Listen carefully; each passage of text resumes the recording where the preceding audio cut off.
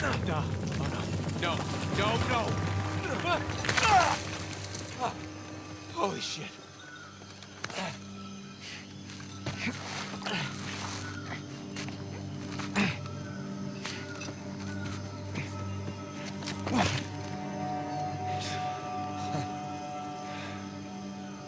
I nearly shot your head off. Sam, you're okay. Yeah, nothing I can't walk away from. It's good to see you're alive, little brother. Come on. We got a treasure to find. Hold up, man. I mean, what are we doing? What do you mean? I mean, our supplies are at the bottom of the Indian Ocean.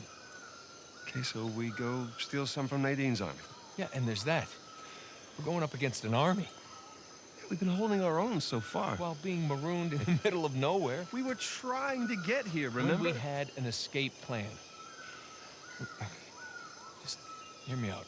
Crazy suggestion. Let's go down there and at least secure one of Rafe's boats. The boats can wait.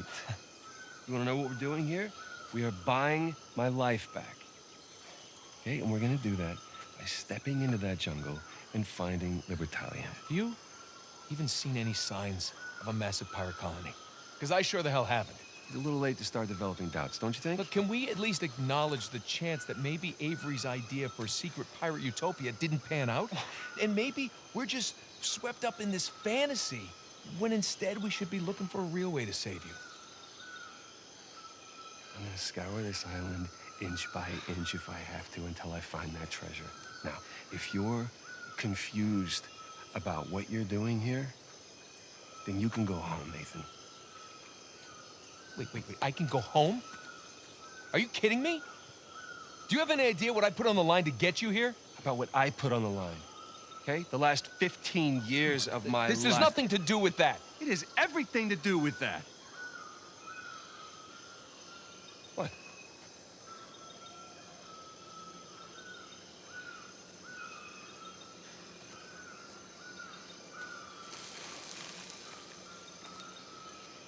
Holy crap.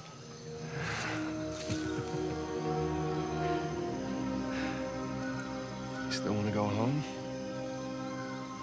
Welcome everybody, Josh here, back again today with a brand new product YouTube. We're talking about this, which is Uncharted 4: A Thief's End. Now, Uncharted 4: A Thief's End basically is the fourth installment in the Uncharted franchise. And as you guys know, I'm a massive fan of the Uncharted franchise, huge fan of these video games ever since I was a kid. And as you guys know, this game franchise was inspired by a lot of things like Indiana Jones, Tomb Raider, and even the Die Hard movie franchise, and a lot of the other action movie franchises such as National Treasure that came out even afterwards. And this game does a really good job of blending sort of the cinematic movie style approach to storytelling in this game. And this is one of those video games that I come back to along with the original game of the franchise, Drake's Fortune and Uncharted 2 Among Thieves. I basically replay all the time. This game is definitely great in terms of its story, where you start out, you see Nathan Drake and Sam Drake on a ship, and they're traveling down the waves and they're kind of crashing against the shore. You don't really realize till later that it's actually Henry Avery's, basically pirate haven, which is called Kings. And eventually you guys will actually get to go there in terms of location of this game. Now, this game is really great in terms of cinematic approach to Uncharted. This game really does have that edge to it that some of the other games the franchise really didn't have in terms of its storytelling with the narrative. This really does feel like Empire Strikes Back and Return of the Jedi basically all rolled to one. You get new cast of characters that come into this, and along with the story, such as Sam Drake, who's basically Nathan Drake's brother, played by basically veteran voice actor Troy Baker. You get Nolan North coming back to reprise his role as Nathan Drake, the famous explorer and treasure hunter. Then you get Victor Sullivan, played by Richard Gano, as well as Emily Rose as Helena Fisher. And this story picks up where the last one left off, where you kind of see Nathan Drake as well as Sam Drake stuck in a Panamanian jail. They finally cross the sea, dismissed with the help of some other cast members that show up in the storyline. And eventually Nathan Drake and Sam Drake, as well as Rafe, eventually steal the cross and make their way out, which basically leads to Nathan Drake and Sam Drake's relationship being strained. You kind of see later on towards the end of the game kind of mend itself back together. And that's one of the things I really like, is the fact that they add new cast and characters within the story and this universe, also kind of making it seem realistic. While in some other video games or even some other storylines in general, you'd see a new character being added the fourth or fifth installment and they'd basically be there forever. They wouldn't really explain it well, to where where you kind of believe that this character would be in this situation, this whole entire storyline with them. And Sam Drake is basically living in sort of shadow of his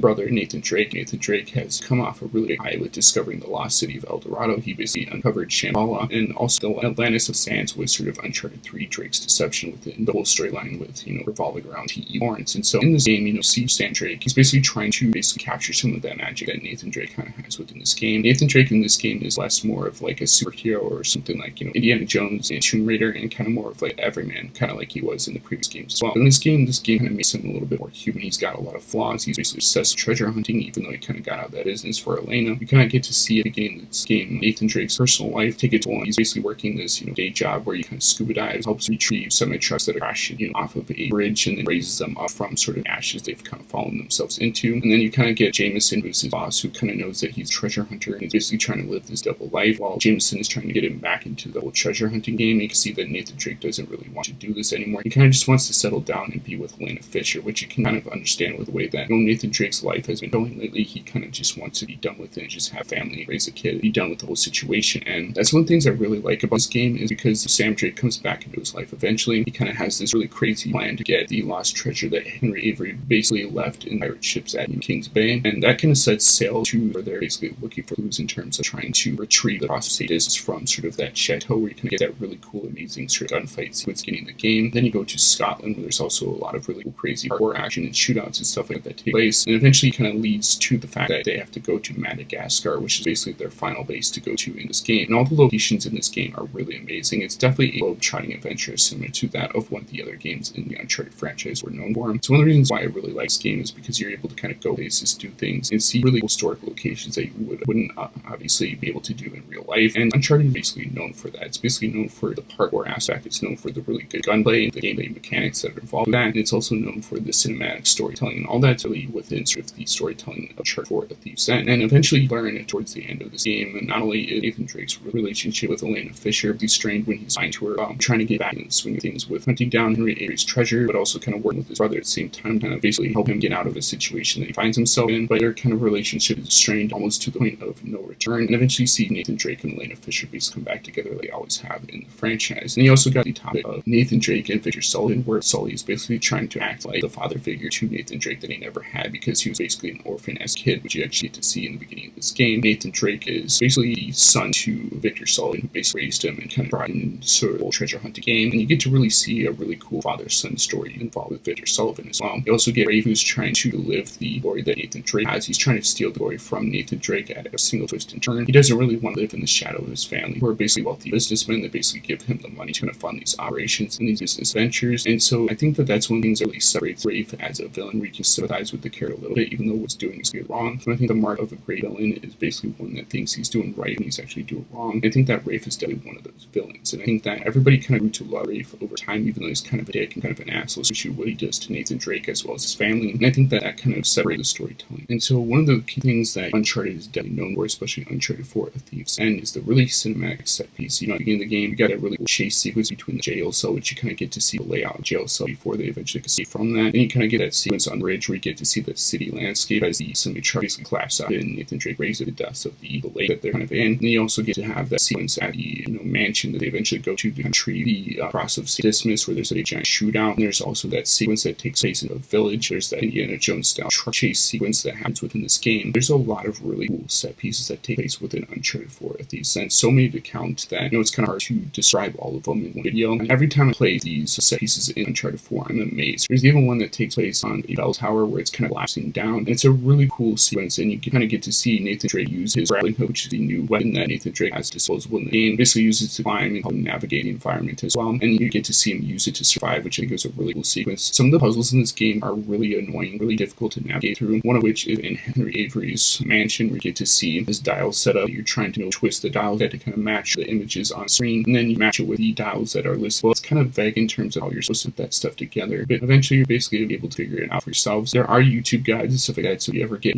lost in terms of the puzzle piece in the game, you can obviously go to some of the puzzle hints and tricks and stuff like that on YouTube and kind of figure out how to beat them. I only did it for that dial sequence just because of the fact that it was getting so frustrating, even though I figured out eventually that I don't really need to use those hints anymore. It's kind of the same with Uncharted 3 and Uncharted 2, where the puzzles are annoying to the fact that they really don't describe it for you. You have to just go along with it and just try to solve some of these puzzles. puzzles. There's also a puzzle that's really annoying towards the end where you go through these cave systems stuff. And there's kind of like a John Wick style shootout, but then you get to this point in the game where there's these boards and stuff like that, and you have to walk across the path that's laid out for you, and if you don't walk across the path, you fall through the boards and basically just explodes, which is kind of annoying as well. There's a couple different missions like that in this game, which can be kind of frustrating, especially playing on the higher difficulty settings. And I really do like playing on some of the higher difficulty settings, especially trying to get all the achievements like I tried to do in this game before the live action film came out. And so that's one of the reasons why I think I personally was frustrated a lot with puzzle pieces in this game, because when you're playing on higher difficulties, they ramp it up a little bit, so that way it's a little bit more difficult. It's sort of easy and normal difficulties, which you can play on this game. But I typically play through normal, hard, and then crushing, which I've done on all the Uncharted games, and basically try to get all those trophies before the film released. And so, that adds a lot of replayability factor to it, along with the gameplay modifiers where you can have like infinite ammo, you can unlock all the guns in the game, so you can use all the guns whenever you basically want to at specific parts of this game. The story-driven narrative is also something that I really do like, especially as someone as a fan of single-player story-driven narratives myself, who basically likes going through the cinematic story as well as delving into the lore and backstory between Nathan Drake and Sam Drake, where you figure out later on in the games that he's not actually related to Sir Francis Drake at all, but he's basically related to the Morgans, and you find out that basically Sam Drake and Nathan Drake kind of took the Sir Francis Drake name after basically escaping the orphanage when they're kids, and Sam Drake's reasoning for that was maybe Sir Francis Drake had errors. And we kind of learned throughout the history of this game that there's certain things that were changed and retconned from the previous games of the franchise. But even still, I think that Uncharted 4 A Thief's End is still a solid package. I definitely think that this game is really fantastic, especially with some of the, like I said, for the set pieces, the music that comes back from the other games, like the Uncharted Nathan Drake game. And then you got some new themes that come into play in terms of the love story between Nathan Drake, kind of see Sam Drake's theme throughout this entire game as well, and you see the other bad guys' themes as well throughout this franchise. So I think that if you're buying this, whether that's the standalone game itself, kind of like what you see here, or if it's part of the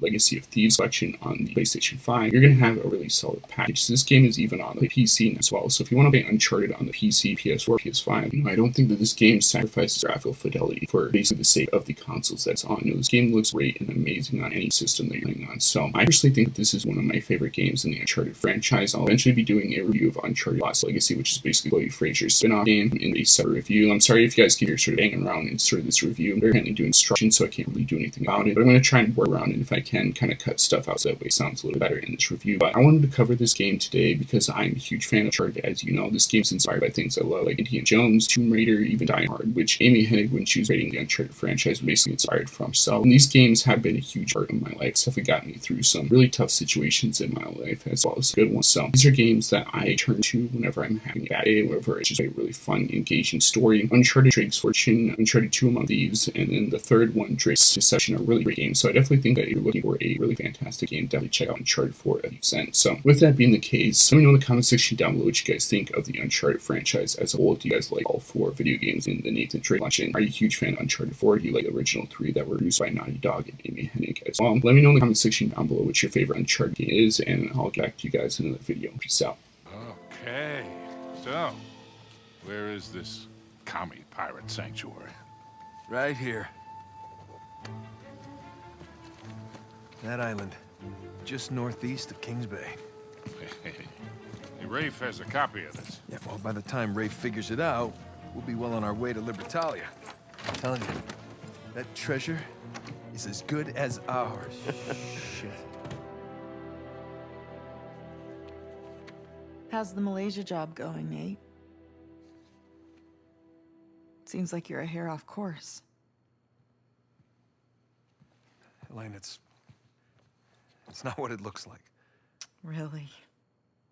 Because what it looks like is that you're searching for Henry Avery's buried treasure. And given the shoreline soldiers that are all over town, I'd bet you're not the only ones looking for it. All right, well, I guess it's kind of what it looks like. But I can explain. Look, it's gonna sound crazy. Try me. Well, for starters, this is Sam. Sam Drake. My brother. Hi.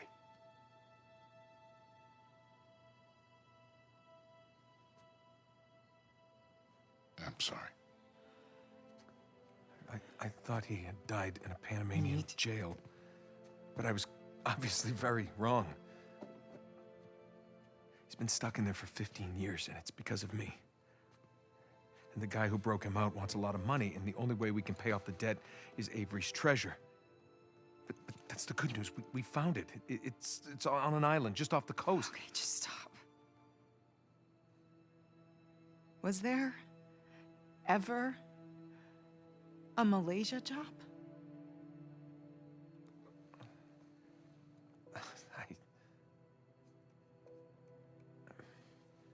Come on, wait. Elena, wait! I don't get you. Look, I wanted to tell you. You know what? Enough. No, I wanted to, but how could I? I don't know. Just say it. I had to protect you. That is bullshit, Nate. You just didn't have the nerve to face me again. I knew you would react like this. How would you react? You lied to me for weeks.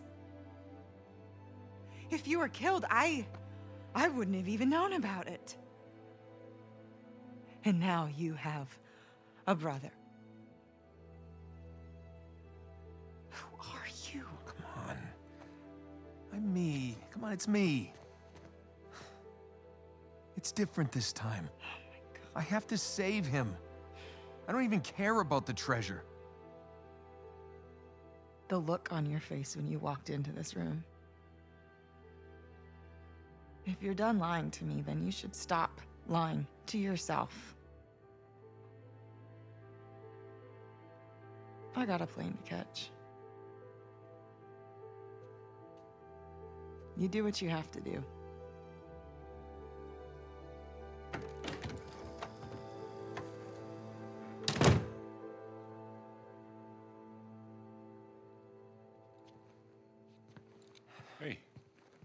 Hey, what are you doing? Go after her. We're not done here. Well, maybe we should be. What are you saying? I'm saying maybe there's a smarter way to save Sam. Such as?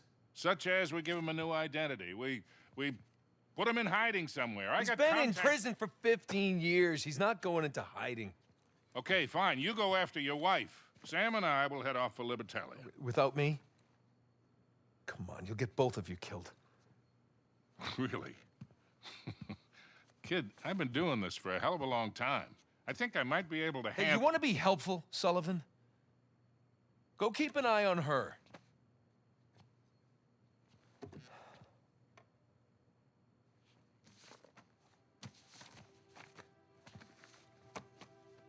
Whatever you say.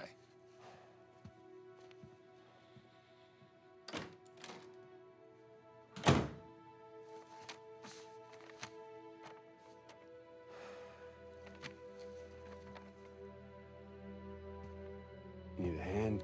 I got it. Let's go pack your bags.